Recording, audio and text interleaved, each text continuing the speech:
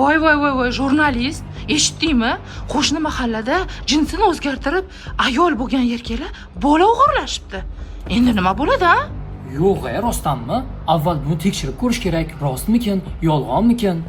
Gap shundaki, ijtimoiy tarmoqlarda Qashqadaryoda erkaklikdan voz kechib ayolga aylangani aytilayotgan shaxs bola o'g'irlagani haqida turli xabarlar tarqalmoqda. Video murojaati yozib olingan shaxs asli Andijon viloyatidan ekani, Qarshi shahrida ijarada turishini, bola o'g'irlaganini gapiradi va jinsini erkakdan ayolga aylantirgani haqida ham aytadi. Andijonda tug'ilganman, shaharda.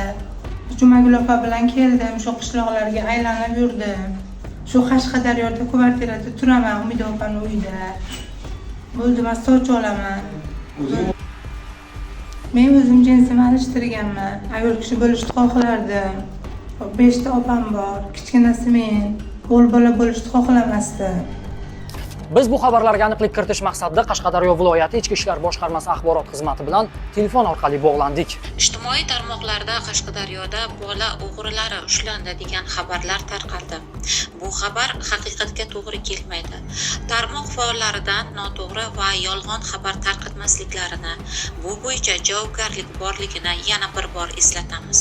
Qo'shimcha qilinishicha, bu video tasvir qayerda olinganligi hozircha noma'lum, lekin Qashqadaryoda bola o'g'irligi bilan bog'liq holat sodir etilmagan. Xalqimizda o'zingni ehtiyot qil, qo'shningni o'g'ri tutma degan naqllar bor. To'g'ri, bu xabarlar hali o'z isbotini topmagan bo'lishi mumkin, lekin bolalaringizni e'tiborsiz va nazoratsiz qoldirmang.